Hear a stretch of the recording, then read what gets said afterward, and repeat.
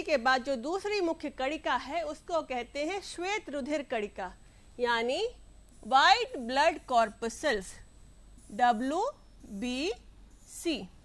ये आरबीसी के मुकाबले बड़ी होती हैं और इनमें कोई विशेष रंग नहीं होता।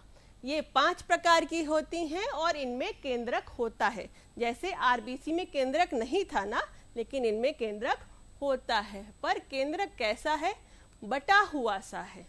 ये देखिए, ये 5 प्रकार की WBC, और ये देखिए ये केंद्रक कैसा है? बटा हुआ सा, ये आपस में जुड़ा है।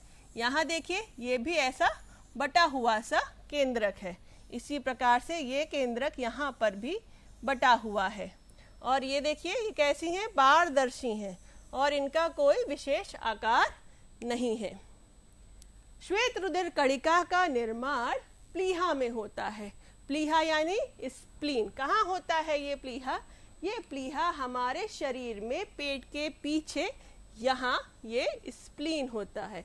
इसी स्प्लीन में ये आरबीसी WBC बनती हैं और ये 1 से 4 दिन ही जीवित रहती हैं।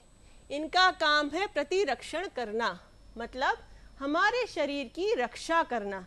हमारे शरीर में जब कोई परजीवी यानी जो जीव हमारे शरीर में नहीं रहना चाहिए, जैसे बैक्टीरिया, वायरस, अभी कैसा वायरस चल रहा है? कोरोना वायरस, तो ये जीवों को हमारे शरीर में नहीं रहना चाहिए, तो इन जीवों को कहते हैं परजीवी। ऐसे जीव जब हमारे शरीर के अंदर आते हैं तो बहुत सारी आरबीसी मिलकर एक सेना की तरह इन सबसे लड़ती हैं और तब तक लड़ती रहती हैं जब तक हमारा शरीर द्वारा स्वस्थ नहीं हो जाता। और ये दूसरा इनका काम है खून की सफाई। जब कोई कोशिका, कोई कणिका खून में खराब हो जाती है, उसकी मृत्यु हो जाती है, तो ये क्या करती हैं? उसको घेर कर खा लेती हैं और इनका आकार बदलता रहता है, एक अमीबा की तरह। यहाँ देखिए ये आकार बदल रहा है ना इनका, ये अमीबा की तरह जब चाहे अपना आकार बदल लेती हैं। तो इसका फायदा क्या होता है? इसका फायदा ये है कि ये किसी भी छोटी से छोटी जगह पे आराम से घुस जाती हैं और किसी भी परजीवी को या मृत कोशिका को ऐसे खा लेती हैं। इस प्रकार से अपने शरीर के अंदर उसको लेकर खा लेती हैं। तो ये सफाई का भी काम करती हैं। इसके बाद आता है तीसरी कणिका, रुधिर प्लेटलेट्स। बच्चों, जब किसी शब्द के पीछे लेट्स शब्द लगता है तो इसका अर्थ है छोटा, जैसे बुकलेट। बुकलेट में क्या है? बुक के पीछे लगा है लेट शब्द, यानी छोटी किताब। इसी प्रकार से एक शब्द है पिगलेट। पिग का मतलब क्या है? सुअर, और पिगलेट का मतलब सुअर का बच्चा, यानी छोटा पिग। और ये प्लेटलेट जो हैं वो दोनों तरफ से उठी हुई होती हैं, इस प्रकार जैसे एक परवल होता है। और ये बहुत छोटी होती हैं, आरबीसी से भी छोटी होंगी और WBC से भी छोटी होंगी। यहाँ पे ये देखिए उभयोत्तर, दोनों तरफ उठी हुई, ऐसे ये नीचे की तरफ भी उठी हुई होगी। पर चोट लगने पर ये क्या करती हैं? अपना आकार बदल देती हैं और इनमें ये इस तरह से रेशे निकल आते हैं। इनका क्या काम होगा हम बस थोड़ी देर में देखेंगे। ये प्लेटलेट्स भी आरबीसी की तरह केंद्रक विहीन होती, यानी इनमें केंद्रक नहीं होता है। इनका जीवन काल मात्र 8 से 10 दिन है और इनका निर्माण भी आरबीसी की तरह अस्थि मज्जा यानी बोन मैरो में हो रहा होता है। इनका मुख्य कार्य क्या है? रुधिर का थक्का जमाना। आपने ध्यान दिया होगा जब आपको चोट लगती है तो खून निकलता है, दर्द होता है, थोड़ी देर बाद क्या होता है? खून गाढ़ा हो जाता है और उस जगह थोड़े टाइम बाद, थोड़े दिनों बाद पपड़ी बन जाती है और फिर से हमारी खाल आ जाती है। तो खून का ये गाढ़ा होना क्या कहलाता है? थक्का। और ये कौन करता है इसको जमाने का काम? ये प्लेटलेट्स का काम है। ये देखिए यहाँ क्या हो रहा है? ये हमारी वाहिनी है, यानी नलिका है जिसमें खून बह रहा है। यहाँ पे चोट लग गई, फिर क्या हुआ? ये जो हमारी प्लेटलेट है इसने अपना आकार बदल दिया और क्या किया? हमारे खून में एक प्रोटीन होता है फाइब्रिनोजन। तो जैसे ही चोट लगती है और इसका आकार बदलता है, ये संदेश देती है उस प्रोटीन को कि तुम फाइब्रिनोजन से फाइब्रिन बन जाओ। तो जैसे ही फाइब्रिनोजन फाइब्रिन बनता है, इस प्रकार के छोटे छोटे रेशे खून में जहाँ चोट लगी है वहाँ बनने लगते हैं और ये रेशे फिर उस चोट वाली जगह पे पहुँच जाते हैं।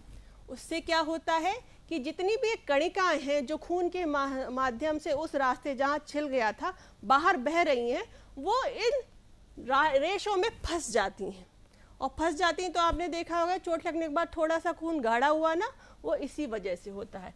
और फिर फंसने के बाद थोड़े समय बाद उसमें एक पीला सा चिपचिपा पदार्थ निकलता है।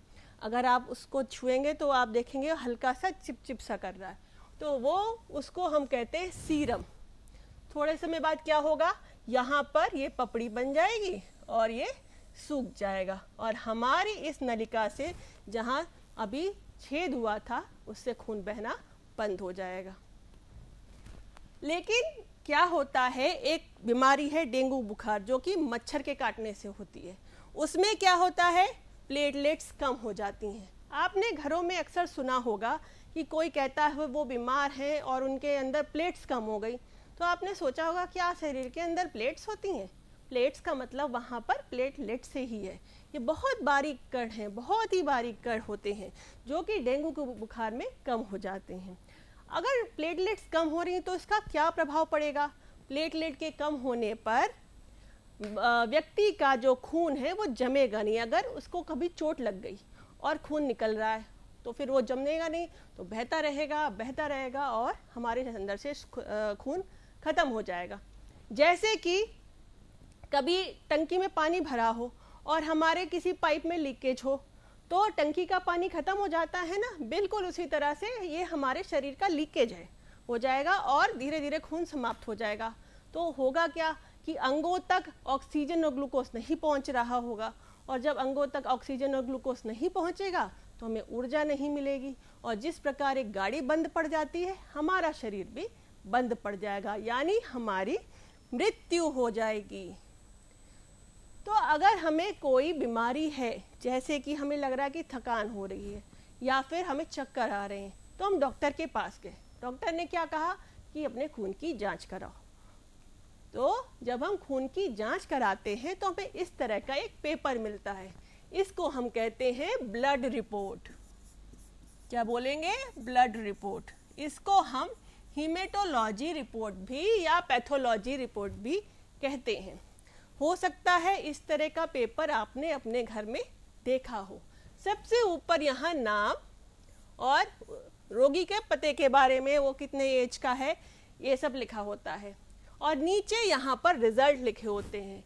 तो इस रिपोर्ट को कैसे पढ़ते हैं, ये देखिए।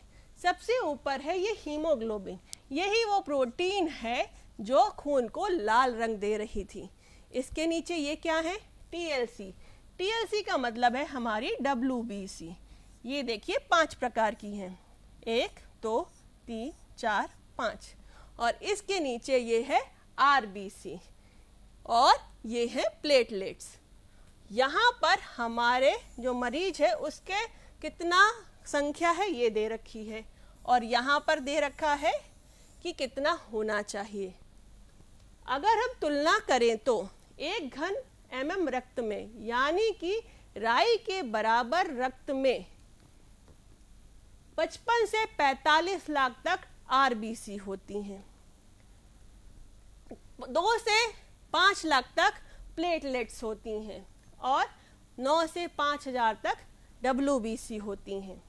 चलिए देखते हैं किस प्रकार से। ये देखिए, ये बटन्स हैं, ये हमारे RBC की तरह दोनों तरफ से चपटी हुई तस्तरी नुमा है, तो इसको हम मानेंगे RBC। और ये है प्लेटलेट्स, ये भी तस्तरी नुमा चपटी हुई है, इसको हमने इसमें डाला, ठीक है। और ये है 5 प्रकार की हमारी WBC। ये क्या है? ये है प्लाज्मा। इसको हमने इसके अंदर इस प्रकार से डाल दिया।